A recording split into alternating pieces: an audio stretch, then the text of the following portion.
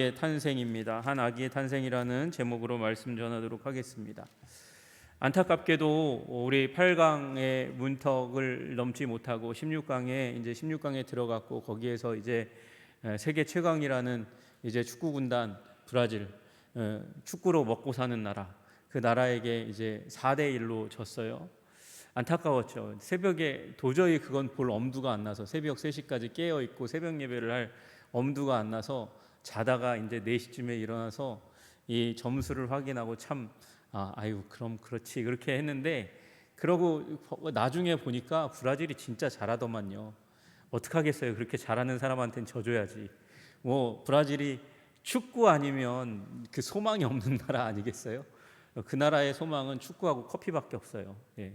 그래서 그렇게 졌지만 뭐 그 나중에 우리 골문을 두드리던 우리 축구 선수들의 슈팅을 보니까 그렇게 아쉽지만은 않더라고요. 예. 우리가 언제 그렇게 축구를 잘했었어? 2002년 이전에 우리가 뭐 축구에서 그렇게 목매달고 살았던가요? 그런데 하나님께서 2002년에 우리도 하면 되는구나 이런 거 보여주시려고 우리 한국에서 열리기도 했고 용기를 주셔서 그렇게 잘 됐다가 이번에 이제 16강에 들어간 것도 기적이라고 얘기하는 분들이 참 많은데, 잘 싸웠죠. 그렇죠? 그러면서 이게 참, 저는 한국 민족의 민족주의를 벗어난 사람이라고, 벗어나야 한다고 그렇게 많이 얘기하지만, 그런 축구나 올림픽 경기를 볼 때마다 역시 나는 한국 사람일 수밖에 없구나, 역시 국뽕에 취할 수밖에 없는 사람이구나. 그러고 한국이라는 그 이름, 우리 축구 선수들이 그라운드를 달리면서 펼치는 그 모습들을 보면서 소리를 지를 수밖에 없고 눈물을 흘릴 수밖에 없는 사람이구나, 한국 사람이구나, 그런 생각을 다시금 할 수밖에 없었습니다. 민족주의 넘어서야지, 국가주의 넘어서야지. 그런데 한국 사람이면은 틀림이 없어요. 누군가가 그렇게 얘기했습니다. 하나님 나라의 백성은 분명히 이 전 세계를 품어야 되지만 한 나라의 국민으로 살아갈 수밖에 없다고요. 한 나라의 국민으로 우리 나라를 사랑하는 것이 너무나 당연한 것입니다. 여러분, 우리나라와 민족을 사랑하시기를 주님의 이름으로 축복합니다. 여러분, 국가가 왜 존재합니까? 국가가 존재하는 이유는 국가가 한 개인과 그 가족을 보호해주는 큰 테두리가 될 것이라고 믿기 때문에 국가라는 공동체에 한 사람으로 속해 있기를 원하는 것입니다. 여러분, 지금 우리는 피비린내 나는 전쟁을 하면 죽고 사는 문제, 그것이 극단에 있는 시대 가운데 살아가고 있습니다. 웬만하면 전쟁하지 말자 그러죠. 전쟁하면 다 죽는다고 얘기하잖아요. 여러분, 1950년도에 우리가 전쟁했는데도 불구하고 나라가 잿더미가 되었습니다. 지금 전쟁하면 핵무기 날아오면 그냥 인구의 대부분이 죽을 수밖에 없는 시대 가운데 살아가고, 그리고 핵무기 하나 딱 떨어지면 그때 죽은 사람으로 끝나는 게 아니라 그 이후에 있는 사람들까지도 질병의 고통으로 살아갈 수밖에 없는 시대 가운데 살아가고 있기 때문에 웬만하면 전쟁을 하지 말아야 됩니다. 그래서 우리는 국가가 강해지기를 원해야 하는 것이죠. 국가가 그 안보를 잘 유지하는 부분에 있어서는 최선을 다하도록 하는 그 시대 가운데 살아야 하는 거예요. 여러분, 우리 전쟁을 얘기하지 않아도 전쟁 이외의 요소도, 국가를 위협하는 요소들이 너무도 많이 있습니다. 여러분, 테러가 세상을 가득 채우고 있습니다. 유럽이 깜짝깜짝 놀라고 세계 최강대국이라고 얘기하는 미국의 그 센터 중에 센터가 뉴욕이거든요. 그 뉴욕에 이 세계 무역센터가 무너지면서 21세기가 시작되었습니다. 여러분, 그래서 이 무역센터가 무너진 그 시기가 21세기가 이제 시작되는 분기점이라고 보는 사람들도 많이 있습니다. 문명과 문명이 충돌하고, 사무엘 헌팅턴이 얘기한 얘기 아닙니까? 문명과 문명이 충돌하고 그 가운데 균열이 결코 세계가 하나가 되지 않습니다. 여러분, 이 21세기가 됐는데도 불구하고 민족주의가 만연하고 있습니다. 우리 그 가운데 세계적으로 확장하는 한 나라가 있어요. 여러분, 그들은 작지만 나라를 가지고 있고요, 작지만 세계적인 영향력을 끼치고 있습니다.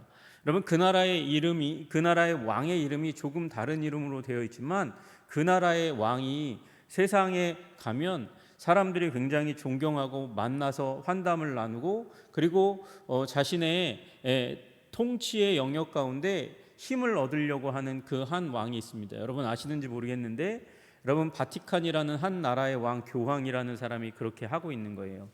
여러분, 교황은 이탈리아와 완전히 다른 체계로 살아가고 있습니다. 이탈리아 안에 있지만 이탈리아와는 별도로 나와 있는 정치적인 제도 가운데 서 있는 나라라는 걸 우리가 기억하셔야 돼요.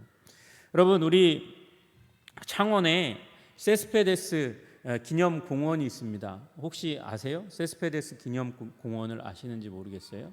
창원에 가면 있습니다. 그 창원에 있는 공원이 설립될 때 사람들이 많은 반대를 하는 사람들이 있었어요. 왜 그러냐면 세스페데스라는 이분이 일본이 임진왜란 때 우리나라를 침략할 때 종군 신부로 온 분인데 왜 그분을, 일본 군을 안위하고 도와주고, 뭐 그 가운데 한국에 와서 한국에 천주교인 이미 있었으니까 천주교인들에게 영향력을 끼치려고 하고 포교하려고 하는 의도로 일본 군대와 함께 우리나라에 왔거든요. 오긴 왔다 할지라도 어떻게 일본군과 함께, 한국을 침략한 그 일본군과 함께 온 사람을 기념해 가지고 그 공원을 지을 수 있느냐? 카톨릭에서는 종군 신부는 아니다. 그러나 카톨릭 내부에서도 많이 이제 종군 신부라고 얘기해요. 여러분, 제가 이 얘기를 왜 하고 있습니까? 여러분, 나라는 지켜져야 하는 것이에요. 나라는 지켜져야 하는 것이고, 그것을 침략하는 행위에 대해서는 우리가 단호하게 그것을 견뎌낼 수 있어야 됩니다. 우리 그리스도인이지만 모든 민족을 섬기고 사랑해야 되는 민족이지만, 여러분, 우리나라를 굳게 지키는 일에 여러분 기도하시고 그것에 마음을 두시고 기도하시는 여러분 되시기를 주님의 이름으로 축복합니다. 저는 여러분에게 한 번도 저는 보수의 마음을 가지고 있습니다, 진보의 마음을 가지고 있습니다, 이렇게 얘기한 적이 없어요. 그러나 여러분, 제가 정치적인 입장이 있을지 모르지만 제가 우려하는 것은 보수 인사들 가운데 친일, 지극히 친일, 지극히 친미적인 성향을 가지고 있는 사람들, 또는 친중국적인 성향을 가진 사람들을 좀 경계해야 된다고 생각합니다. 우리나라가 우선이 돼야 되죠. 여러분, 아무리 우리 가족이 힘이 없다 할지라도 우리 가족 지키는 것, 우리 가족을 대표하는 사람들이 가족이 되어야 되지, 다른 가족, 우리 가족을 옆에서 돌보는 가족이라 할지라도 그 우리 가족이 손해 보더라도 그 가족의 유익을 변호하는 건 가족 때문에 올바른 태도가 아니잖아요. 여러분, 그러므로 여러분, 우리 모두가 다 우리 민족을 귀중하게 여기시는 여러분들 되시기를 주님의 이름으로 축복합니다. 그리고 우리에게는 또 하나의 나라가 있다는 사실을 기억해야 돼요. 정치적으로는 대한민국이라는 한 나라에 속해 있지만 우리는 하나님 나라에 속해 있는 사람이라는 것을 기억해야 합니다. 그리고 그 하나님 나라의 왕 예수 그리스도를 대표하는 사람으로 우리가 다 대사로 부름받았다, 하나님의 자녀로 부름받았다는 사실도 기억하셔서 하나님을 대표하는 사람으로 살아가시기를 주님의 이름으로 축복합니다. 여러분, 오늘 본문은 한 아기에 대한 내용입니다. 그 아기에 대한 얘기가 어디서부터 시작하냐면 이사야서 7장부터 시작합니다. 이사야서 7장에 보면 이 유다 왕 아하스 때에 아람의 르신과 그 다음에 이스라엘의 베가가 연합해서 침공해 오는 사건이 일어나게 됩니다. 그랬더니 무슨 일이 일어나나 두려움이 임하는 거예요. 그래서 7장 2절에 보면 왕의 마음과 그의 백성의 마음이 숲이 바람에 흔들림 같이 흔들렸더라. 숲이 바람에 흔들리려면 얼마나 큰 바람이 불어야 되겠습니까? 근데 그 큰 바람이 불어서 숲이 막 움직이듯이 휘청휘청하듯이 이 유다의 왕과 백성들의 마음이 휘청휘청하게 되는 일들이 일어나는 거예요. 안정감이 없지요. 어떻게 하겠습니까?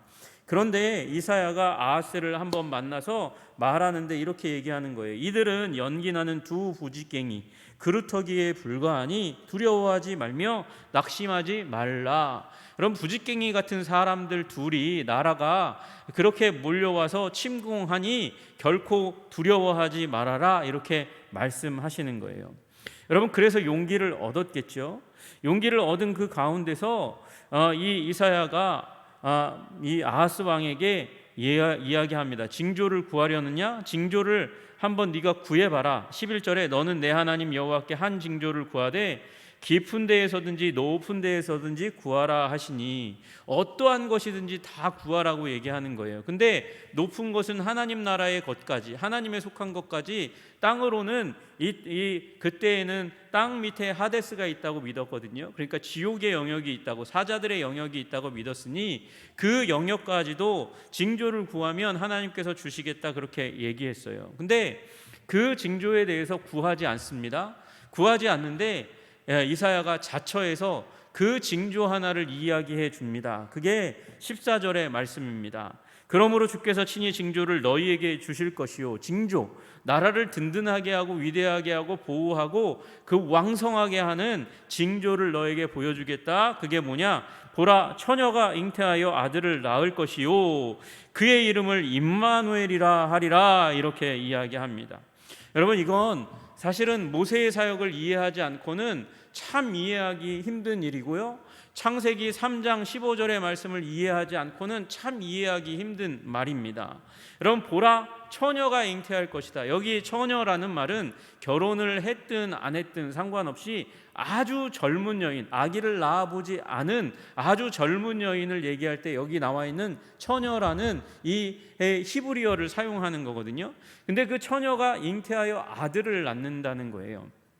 여러분, 아들을 낳지 못한 민족, 그 경험을 민족적으로 경험한 민족이라면 아이가 태어나는 것이 얼마나 위대한 신비인지 알게 됩니다. 누가 그렇게 태어났습니까? 이삭이 그렇게 태어났죠.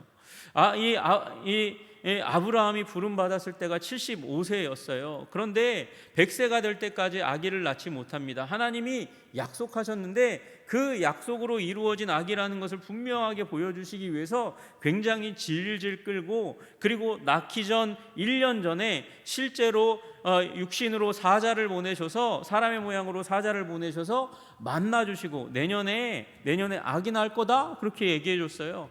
아유, 내가 무슨 아기를 낳아요? 그러면서 웃었어요.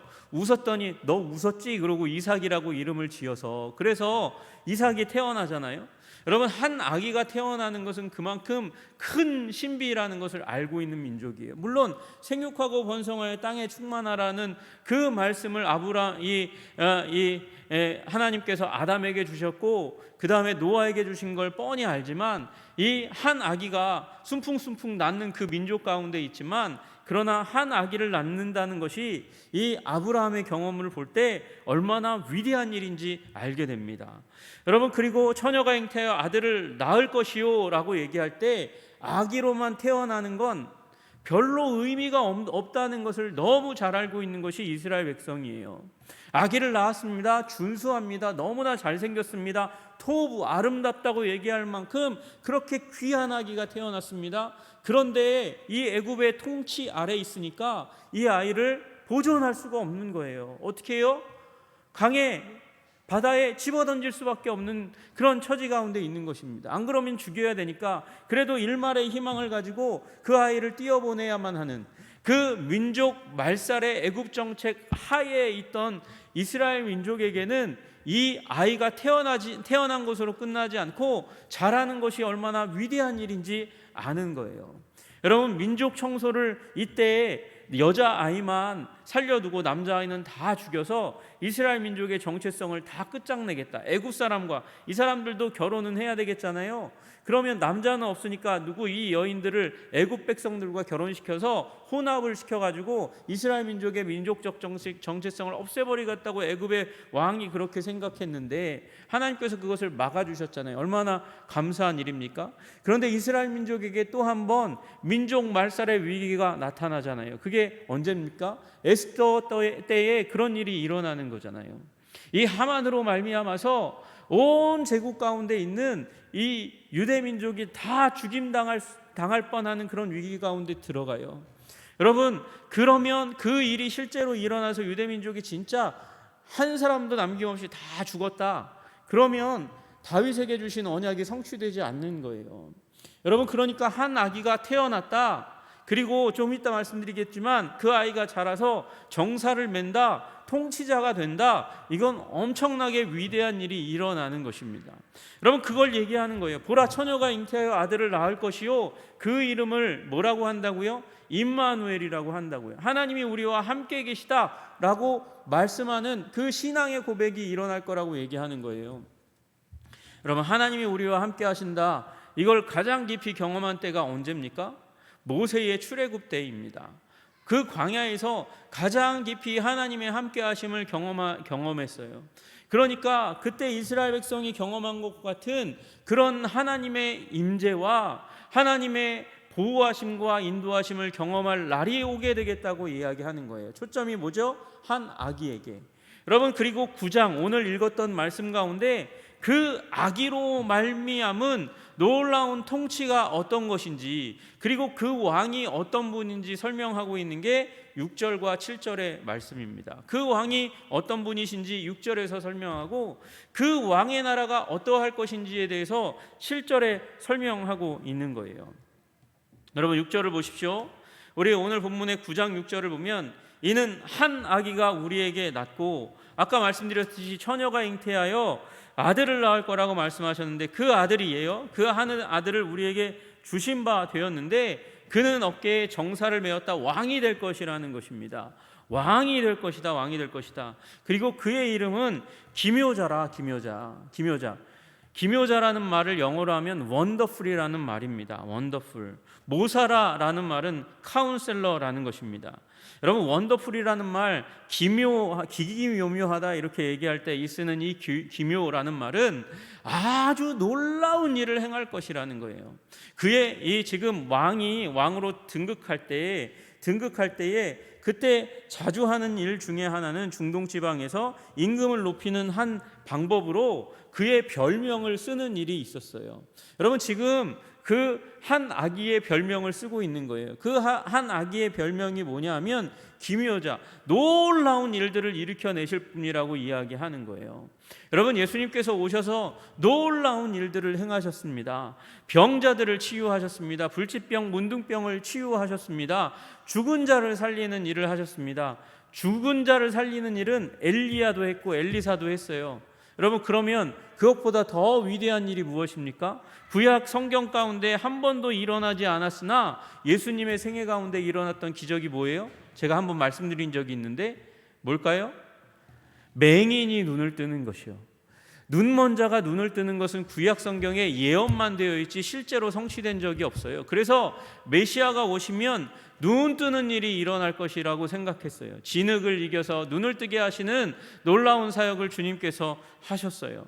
여러분, 그것이 예수님께서 하신 일입니다.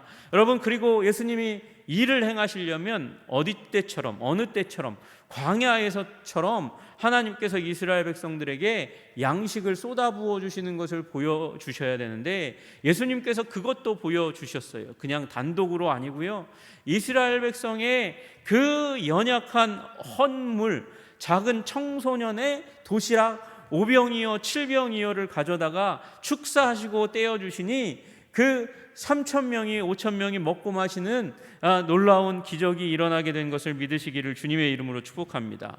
우리 예수님은 여러분, 여기 구약에 예언되어진 기묘하신 분, 놀라운 일을 일으키실 분인 줄로 믿으시기를 주님의 이름으로 축복합니다.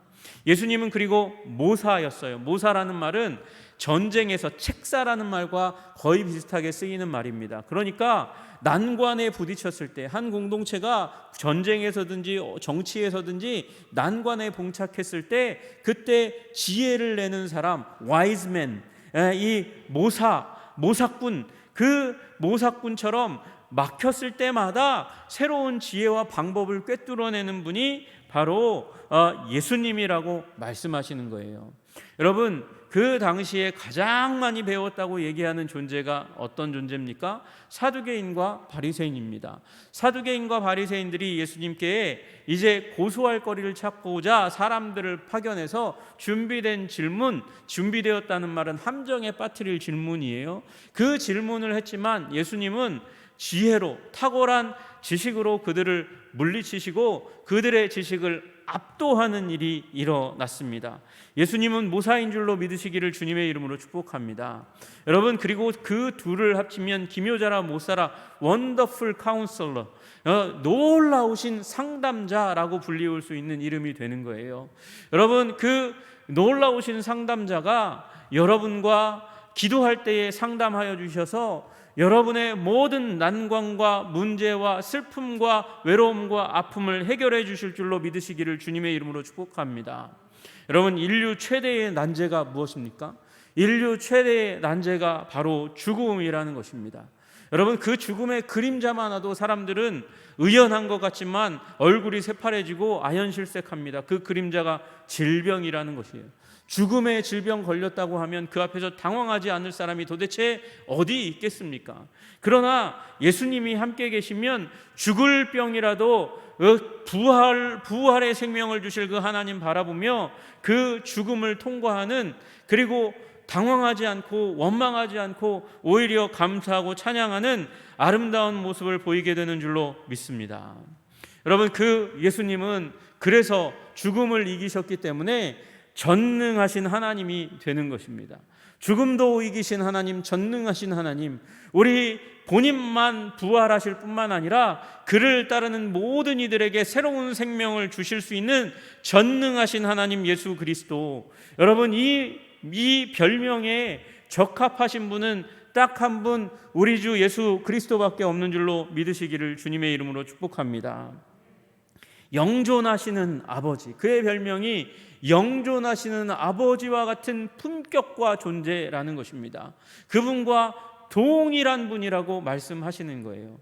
여러분, 우리가 믿는 삼위일체 하나님은 성부와 성자와 성령은 여러분 세 분이 다 하나님이십니다. 위아래가 없는 분이세요. 그러나 성자 되신 예수님께서 아버지에게 순종하시기로 결정하셔서 오셨을 뿐이지 하나님 아버지와 동일하신 분이십니다. 성령님도 마찬가지예요. 성령님도 여호와의 영이라고 불리시기도 하고 그리스도의 영이라고도 불리시기도 하시는 분이에요. 성령님은요, 아버지 하나님과 예수 그리스도 그분을 높이기 위해서 숨어 계시는 하나님이세요. 드러나지 않으려 하시는 하나님이세요. 그러나 동일한 하나님이십니다. 예수님께서 비록 육신을 입고 이 땅 가운데 왔다 할지라도 이 별명에 가장 적합한 분은 이만희가 아니에요. 박태선이 아니에요. 그런 한 사람이 될 수가 없는 거예요. 왜? 그들은 예언된 존재가 아니기 때문에 그렇습니다. 여러분, 예언된 존재, 처녀에게서 잉태되어 탄생하신 예수 그리스도, 그분이 영존하시는 아버지인 줄로 믿으시기를 주님의 이름으로 축복합니다. 여러분, 그리고 평강의 왕입니다. 왕은 왕인데 그 당시의 왕은 무슨 일을 좋아했냐면 전쟁하는 것을 좋아했어요. 왜요? 전쟁을 하면 자기의 백성들은 죽을지 모르지만 승전한 그 백성들이 나에게 전리품을 가져올 것이니까, 내 명예가 드높아질 것이고 땅이 넓어지면 그 땅에 노예들이 더 많아지고 더 많은 것을 추수할 수 있는 생산의 처소가 생기니까, 그래서 전쟁을 왕들은 좋아했단 말이죠. 그러나 예수님은 평화를 사랑하시는 왕이십니다.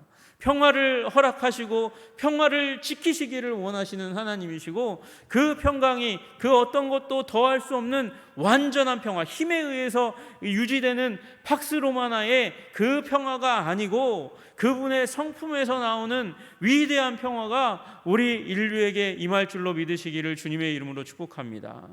여러분, 우리 현대사회가 굉장히 많은 나라들의 조약이 이루어졌고 그 조약이 대부분 싸우지 말자, 평화하자라는 조약이에요.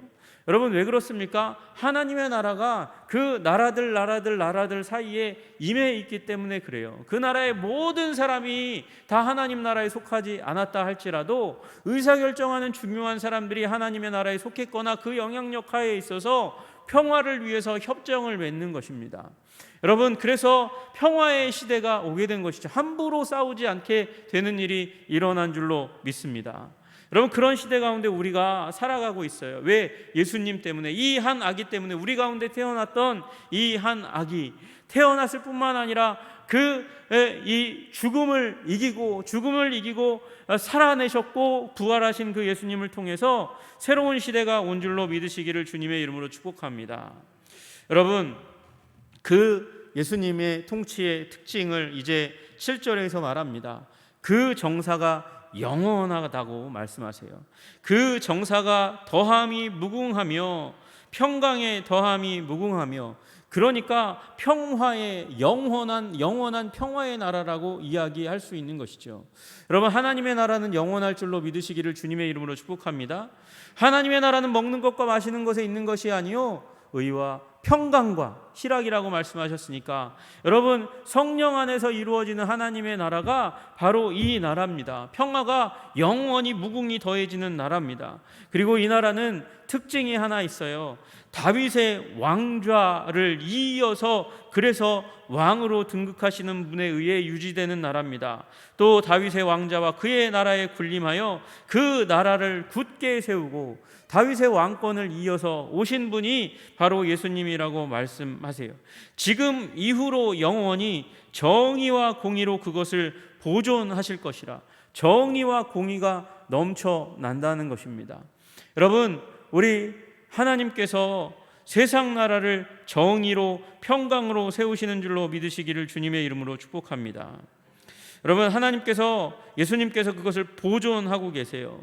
그리고 이것은 우리에 의해서 우리를 도구로 사용하시긴 합니다. 처녀를 그 통로로 사용하신 것처럼, 그리고 하나님 나라의 백성을 그 하나님 나라 세워가는 일에 그렇게 동참하시도록 초청하셔서 우리가 그 일에 함께 하는 것, 그것이 너무나 분명한 사실임에도 불구하고 그것을 이루어 가시는 것은 인간이 아닙니다. 만군의 여호와의 열심히 이를 이루시리라 말씀하세요.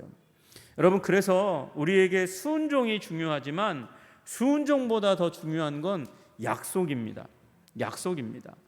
하나님은 우리에게 말씀하셨어요. 우리에게 순종하라고, 따르라고, 그의 백성에 충성을 드리라고 말씀하십니다. 여러분, 그것이 너무도 명백하게 필요한 일입니다. 근데 여러분 다 아시잖아요. 우리 배워가고 있잖아요. 사울이 하나님의 기름 부음 받았지만 불순종의 사람이었어요. 여러분, 다윗이 훌륭하게 살았지만 그의 인생이 무흠하다고 이야기할 수 있습니까? 범죄하지 않았다고 이야기할 수 있습니까? 아니죠. 그렇지 않죠. 그 아들 솔로몬은 하나님이 선택한 왕이었음에도 불구하고 하나님이 분명히 하지 말라고 한 우상 숭배의 문화를 그 나라 가운데 들여온 사람입니다.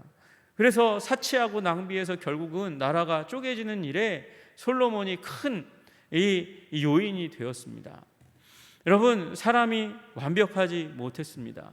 그러면 하나님의 나라는 완성되지 못합니까? 아니요. 여기 말씀하신 그 하나님의 이 오실 한 아기, 하나님이신 그 아기가 이 일을 이루어내실 줄로 믿으시기를 주님의 이름으로 축복합니다. 왜요? 하나님이 약속하셨기 때문에 그렇습니다.